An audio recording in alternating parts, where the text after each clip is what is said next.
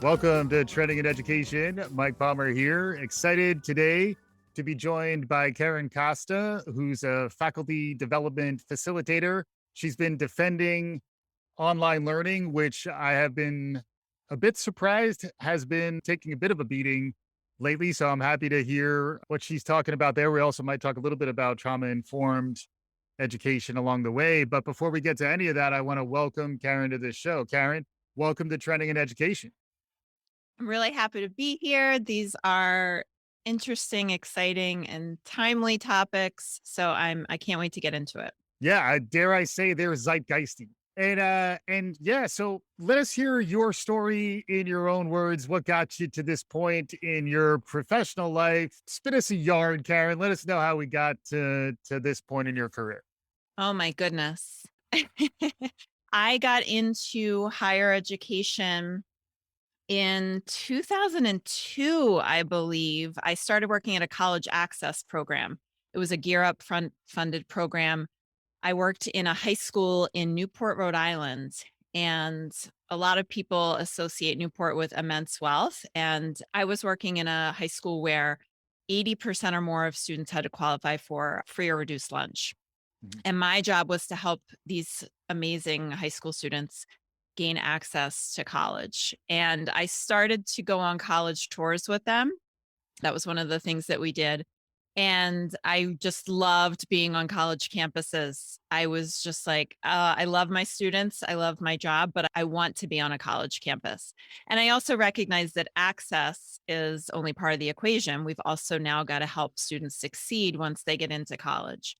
And I noticed that some of my students, that wasn't true. They would work so hard to get their foot in the door. They would graduate, they would get accepted, they would figure out the very complicated financial aid process, and then they wouldn't persist after their first year. And that made me really angry. So I enrolled in a higher ed program and started working in higher ed soon after that, started in a community college. That was really where I learned the fundamentals of the work that I continue to do and ended up then transitioning from student affairs. I was the director of student success into an adjunct role, teaching first year experience courses. And that has now transitioned more and more. I've been working with faculty to support them in their teaching and as humans, and helping them to really identify, what does faculty success mean?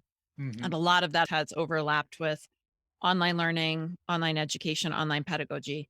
Right, That's right, I'm one of those interesting people who was working fully remote pre-COVID. right. And it works for me for a lot of reasons because of, some health issues I have, and I have ADHD. So, from the perspective of disability, the flexibility that I get from working from home, working remotely is amazing. Yeah. So I'm really drawn to these online modalities. And to this day, I continue to teach as an adjunct and do a lot of all of my faculty development work happens online as well. Yeah, yeah. So that brings us to how we connected. So this is a reason why if you're putting out stuff on Twitter, those signals can get picked up by other humans out in the world. And it's been a very transformative time for all of us. But there was the the forcing function of the first wave of the pandemic where everybody suddenly had to get online. I've heard it referred to, we've talked about it on the show as emergency response teaching. It was like a crisis. We had no choice. We had to go online. Everyone was suddenly thrown online. I've also referred to this as the Great Stampede, where, you know, people were not peacefully migrating. They were just thrown into it. And it was a bumpy ride, and people were juggling a lot of challenges through that first wave. We've gone through an entire academic calendar since then. We're now halfway through the next one. The years are building upon one another. And another trend we've talked about on the show is the great snapback, where there's this desire to just go back to the way things were because we ain't got time for that. Everybody's exhausted. We just want this stuff to be over. All that is building up surprising foment. People are upset about online learning to the point where I think the pendulum has pushed too far in the wrong direction. I learned this by in part from you, Karen. This is something you've been putting out to the world. Can you share with us a little bit of your perspective on what's happened to the perception of online learning over the last couple years?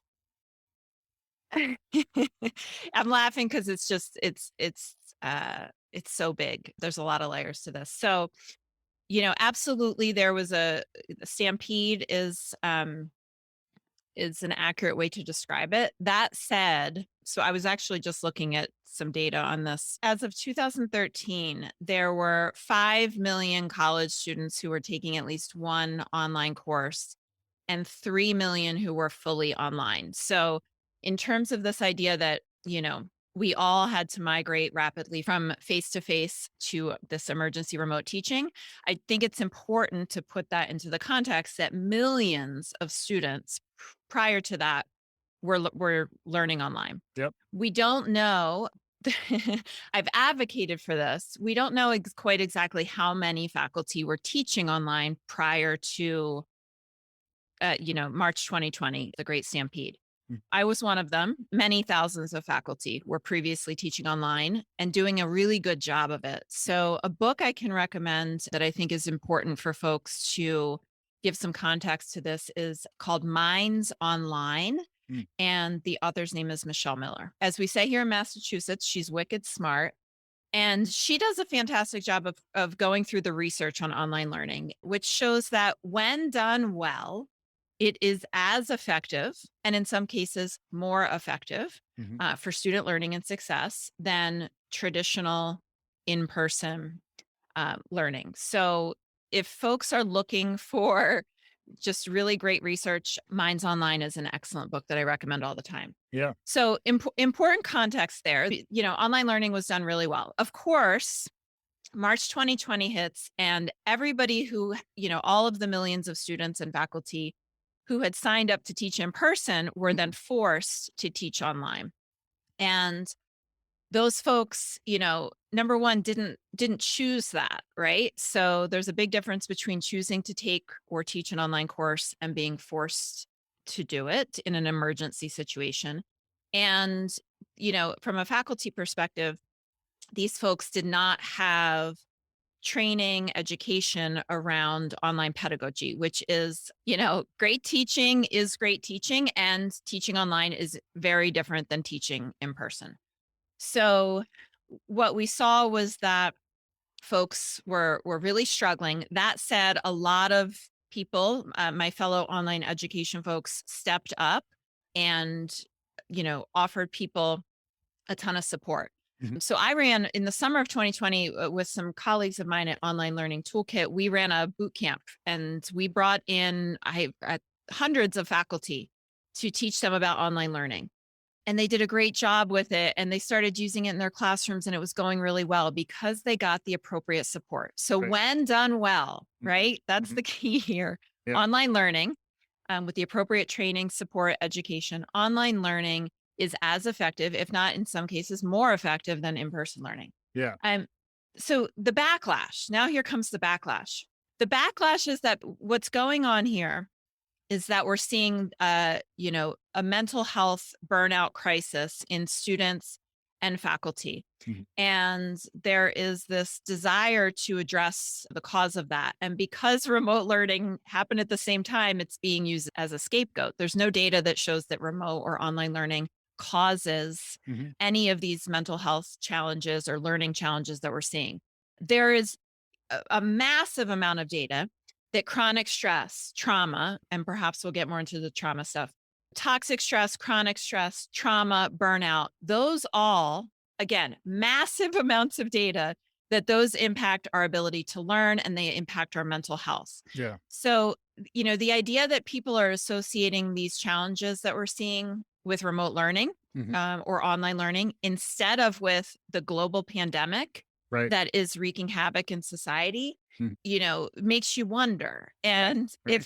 if you follow that wonder, what you find is that, and I think this is really important, our economy is based on this idea that, people can go to work because their kids go to school. Right. And at the K through 12 level, which, a lot of the backlash is happening there. Yeah. And that said, we got to be developmentally appropriate here. So a college student learning online and a kindergartner learning online is not the same conversation. Right. However, what we're seeing here is that online learning is disrupting this system that we have chosen and created Mm. where students go to school and parents go to work. And both of those have been challenged. Both of those existing structures have been disrupted. So we're often having conversations, I think, about the nature of our economy, Yeah, and people are sort of implying or blatantly stating that it's a pedagogical issue. right, And it's not in many cases. So we've got, again, lots of data that online learning can be done when done well, works. right, Not necessarily the same for every student in every age group. It's got to be developmentally appropriate. But right. we've got lots of data that it works. What I think is happening is that there's a lot of this backlash is people who are trying to protect the status quo and protect this system that we have created within our economy. Yeah, So it's my job is to say, let's go back and look at the data on this pedagogy and remind people that correlation does not equal causation. there you go. I like that. There's lots to chew on in all of that. And I think part of it is another trend we've looked at is parent educators and the role that parents are playing in their children's educational lives. Parents, they can't ignore what's happening when their kid is in their living room going to remote school. They can think about other things, focus on other things when their kid is in a physical school building. So I think the way in which parents were exposed to their children's educational lives when they were under all this stress and there was this transition happening and parents were also juggling that transition at the same time. I think we all kind of agreed we would get a pass on the spring of 2020, but then this whole period has now stretched out, another year and a half on top of that. And then also why I find a lot of hope in online learning is that it gives us a level of resilience when done right that we haven't had before. So that in the event that it makes sense for kids to study from home again, we're seeing it increasingly in higher ed. K-12, I think we're seeing more resistance. There are times when it'll make more sense from a public health perspective, from a convenience perspective, from even efficacy and certainly access. Students all around the world get access to online learning. It's much harder to get them onto a physical campus, in a safe and wonderful place. Can you talk a little bit about that dimension, how online learning is giving us a lot of long-term benefits that I am viewing this backlash as somewhat temporary, although it does have some real life implications in terms of how policy is set, and maybe we'll get into that next. But can you talk a little bit about where online learning gives us hope and actually gives us a little more resilience, and maybe we aren't spending enough time recognizing that positive aspect of the story? Absolutely. Some of the examples of students that I've worked with in my career, one of my favorites, I had a long haul truck driver who would, drive all night and then he would log in from the cab of his truck. He had Wi-Fi access and he would log in to classes to take my online course. Yeah. So, how would this learner have been able to participate in traditional or in-person education? He wouldn't have. Right. And a lot of people were fine with the fact that he wouldn't have and still are. And he was able to pursue and earn his college degree. So, lots and lots of students, pregnant students, parents of young kids Mhm. who, for whatever reason, need to be in the home taking online classes and they would not have otherwise been able to do so. I was one of those students. I did one of my last degrees. I started it when he was 6 weeks old, finished it when he was 2.5. Yeah. No way I would have been able. I was also working full time. Would not have been able to succeed in a traditional setting.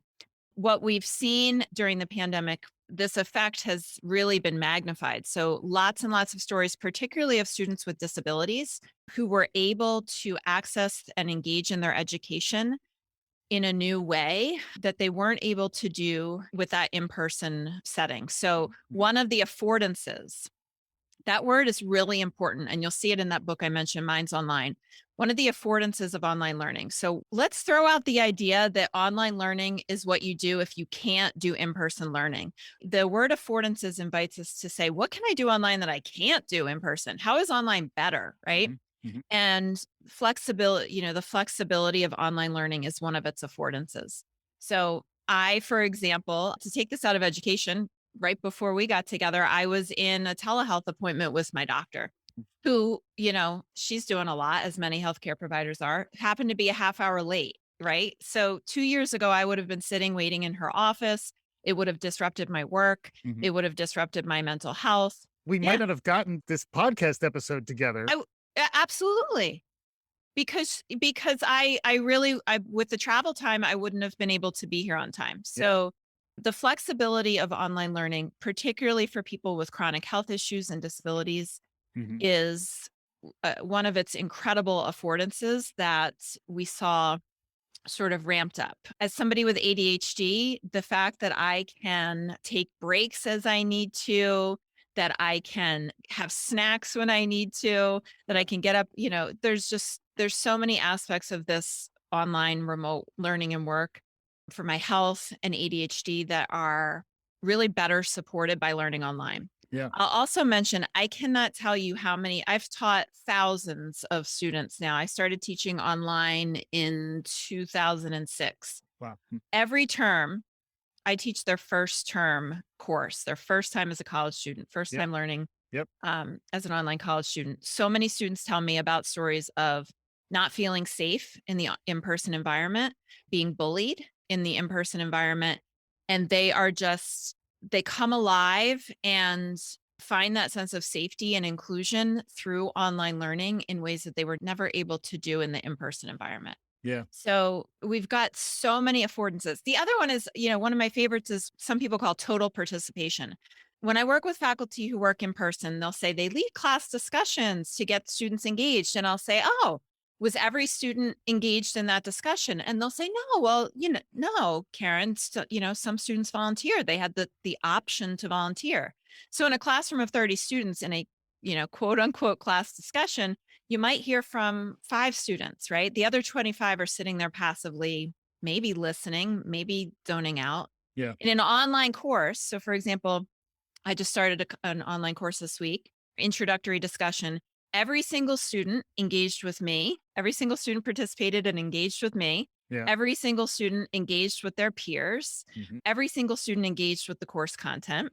Total participation in my online courses. So Yeah. that's not always something we can get to in our in-person courses. Not that in-person does, it has value. I don't Sure. want to, you know, people will be mad at me. Well, no matter what I say, they'll be mad at me, but it certainly has value. It's just, so does online, and online is great for so many learners. Yeah, I like where you're going there too. Don't snooze on the power of an active chat. There are Oh, ways in which chat can be a really powerful tool, and it is a reminder that these new formats are emerging that can allow for levels of engagement, chats, and polling when done well. Which is something we keep coming back to. But when it's integrated in a way that makes sense, breakouts another one that you really can't do without it becoming awkward. Generally, in a physical setting that are a lot easier to do online. I think all those things certainly make a lot of sense in terms of designing it in a more thoughtful and engaging way, and then actually having everyone feeling that sense of safety and inclusion, which we all know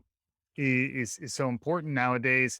I did want to get into the trauma informed thing next, but before we sure. do, I wanted to get a quick note from you on hybrid and the blending of online and in person, because they are treated as polar opposites, to different camps, when in reality, a lot of students who are attending their higher ed experience, they're going to college in person, they're still taking some classes online. And in that sense, the whole experience is hybrid. The LMS is online. So they're going to have to be checking into some digital presence anyway. And then things get into high flex and it gets more and more interesting how people are designing these things. But what's your thought on the distinction between online learning and in person, and then how hybrid and other blends fit into the equation?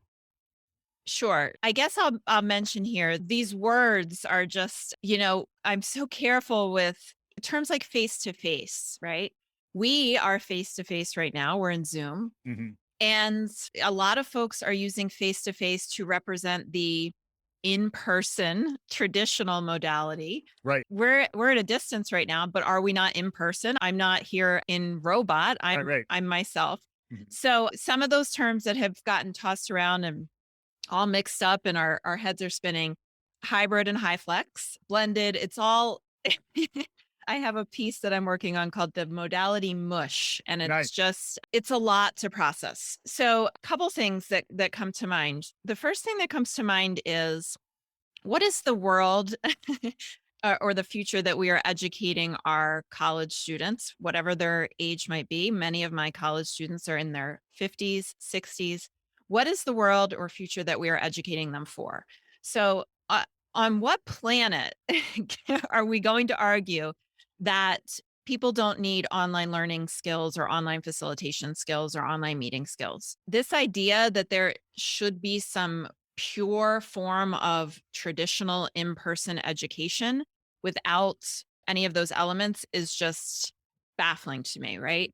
I always try to come back to that question. What world are we trying to create here? Mhm. And I certainly want to create a world where the students, learners that I work with are gaining online skills, whether that's through taking one online course and, their other three are in person, whether that's taking fully online courses, whether that's doing online learning experiences outside of education. Those skills are truly 21st century skills that will prepare folks for the future. Yeah.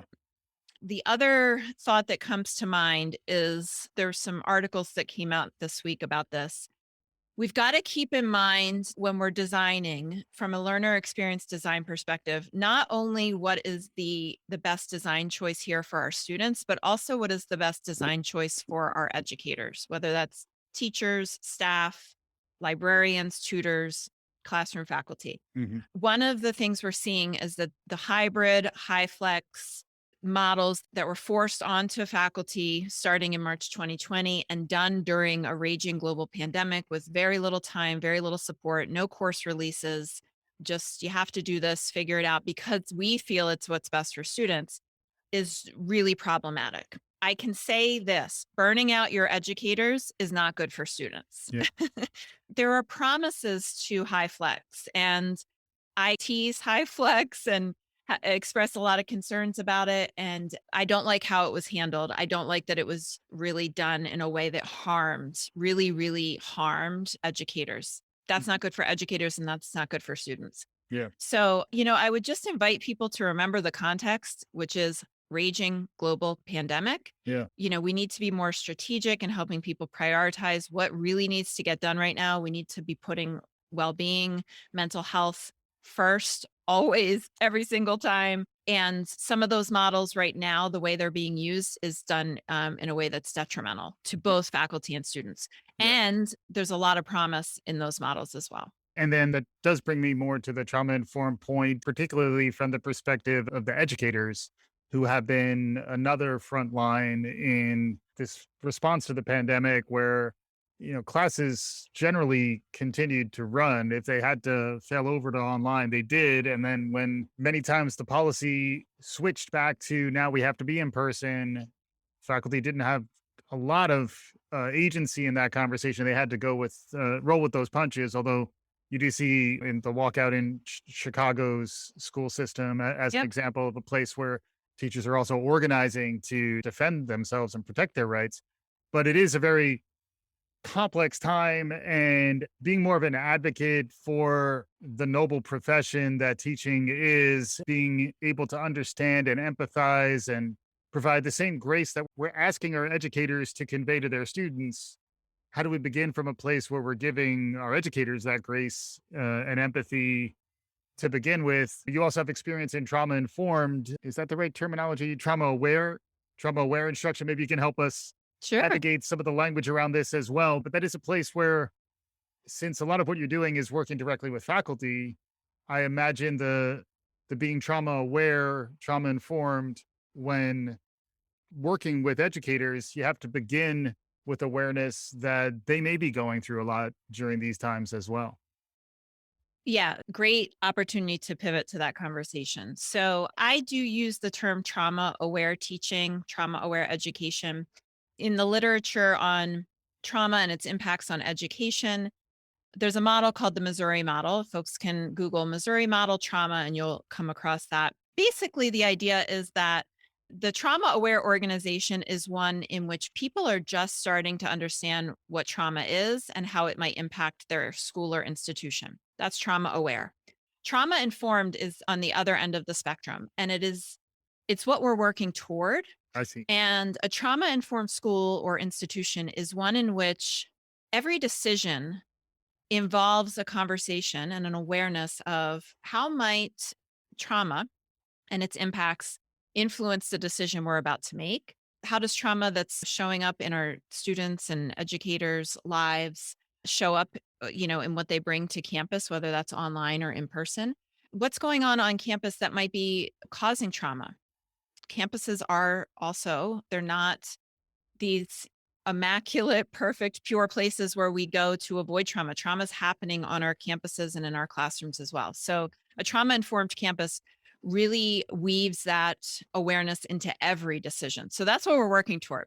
I see. So I don't use that term a lot, trauma informed, because to me, that's way in the future, because most campuses and schools aren't even, trauma aware yet. The folks that I work with are just starting their journey, and which is great. It's not a bad thing. We start where we are. Yeah. I just think it's important to recognize that spectrum. Hmm. And so a trauma aware educator is somebody who asks the question, how does trauma impact my learners? How does it impact their ability to succeed? And how does it impact me? How does it impact my teaching? And the work that I do primarily with faculty, but also with staff are really important. So we want to include them in the conversation. I sometimes tend to then lean toward the word educators so that everybody's at the table. Hmm. So the work that I do with educators is to help them, first of all, define trauma and to know what it is, right? We got to name things before we can do something about them. And then to start to get curious about the way that the trauma response shows up in the classroom. So examples of that are difficulty focusing, difficulty with time management. So students or educators who are experiencing trauma and are having a trauma response might really have a tough time concentrating, right? So the lecture model really becomes inaccessible to folks who are, going through trauma reactions. Relationships are really very much impacted by the trauma response. So somebody who's experienced trauma might react to what is meant to be a benign comment and get really, really upset by that. And in the faculty student relationship, we can see how that could really impact the learning environment, right? Yeah. So if a trauma aware educator learns to treat themselves with respect and of course to have healthy boundaries and to never accept unacceptable behavior. However, they also learn to not take things personally and to recognize that a student's response to them might have nothing to probably doesn't have anything to do with them. It's the student working through something. Hmm. So we explore those in the work that I do with faculty. We explore those trauma responses, particularly not from a clinical point of view. We're not therapists. 99% of the time, the faculty I work with aren't therapists. Some of them are. I'm not a therapist. But we come at this from the standpoint of how does this impact our teaching, our pedagogy? Hmm. And a lot of people say, well, that's just great teaching. And I say, yeah, you're already doing trauma aware pedagogy in a lot of cases. Things like chunking lots of big content into smaller pieces, Yep. giving students structured note taking to support them, or any type of external structure to support those executive functions is really important. Compassion, empowerment. I heard the word agency before. Agency is just, it's so important in trauma aware work. Mm. We never, from a trauma aware perspective, we never are trying to force our decisions or our experiences onto somebody else. We are always respecting the agency of our students and our faculty. And, to circle back to that idea of faculty burnout, when I leave these sessions of trauma aware teaching, the message I always give to people is the number one thing you can do right now, educators, is to figure out a way to ramp up how you're going to take care of yourself. Mhm. And we go through practical strategies of how to support students. At the end of the day, the number one thing that educators can do is to find a way to take care of themselves. Mm. That might be, self-care, exercise, meditation.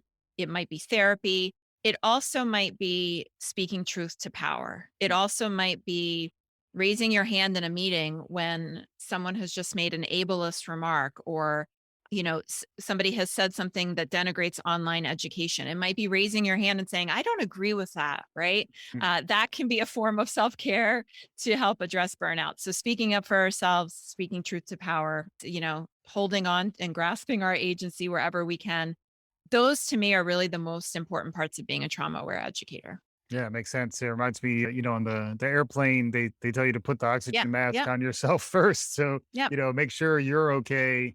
And then it also does speak to when you're not okay, it's more likely the impact will be a lot worse. Where if you're not in control, it's not a good time to be dealing with kids who are also probably facing who knows what they're facing out in the world these days.